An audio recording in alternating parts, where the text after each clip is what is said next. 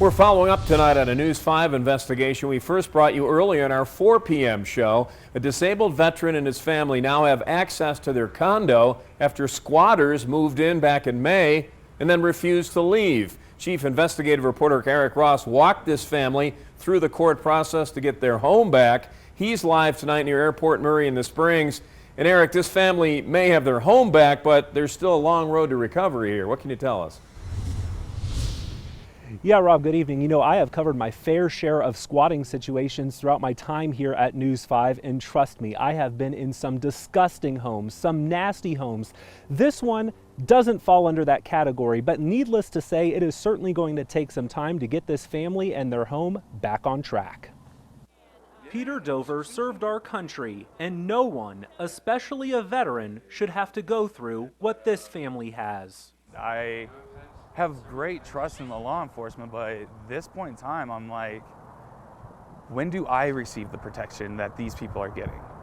They are living in my home for free, while me and my children and my wife are living in hotels, bouncing hotel to hotel. His family, for 5 months, had been living in a one-bedroom hotel in Colorado Springs as they desperately tried to figure out how to get squatters out of their home. Emma, can you show them where you sleep right now? Right here. So Emma sleeps there. Libby sleeps on the couch. Earlier this year, Peter says he hired a professional organizer and packer named Lisa Marie Coleman to clean up their house. We wanted to get the house decluttered, really make it a better place for the kids and make sure they had a good home.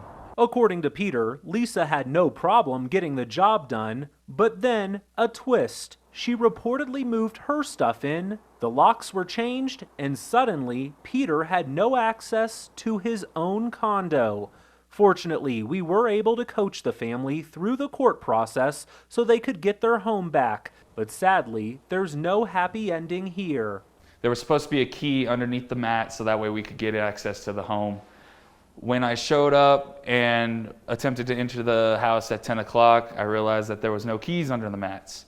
Luckily, and unfortunately at the same time, the front door was left completely unlocked and the back sliding door wide open. The squatters may be gone, but Peter, stretched thin on cash, cannot afford a door lock. We bought his family a new one, but that's the least of their troubles. When I came in, I noticed the leftover trash, furniture, Beer bottles and cigarette butts scattered throughout the home. Even the carpet is missing. Let's just say this home needs a major deep cleaning. It looks like they're putting cigarettes out on the wall. Some of his wife's mail opened, which we should point out is a crime. Garbage disposal is filled with cigarette butts and I believe bottle caps.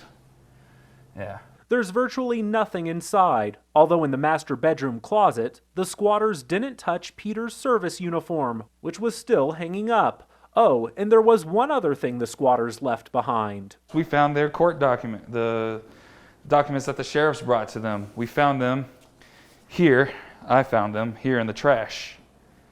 This was how little they actually cared about what was going on. Peter and his family, while grateful they have their home back, now have to figure out how to fill their refrigerator with food and buy furniture, essentially starting over from scratch. If there's anybody out there that knows any resources to help, we could use any help we can get.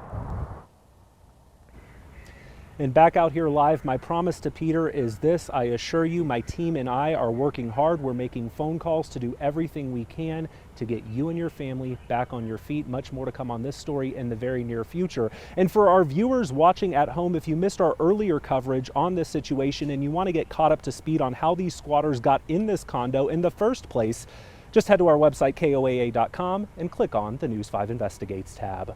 Always watching out for you. I'm Eric Ross, News 5 Investigates. That is so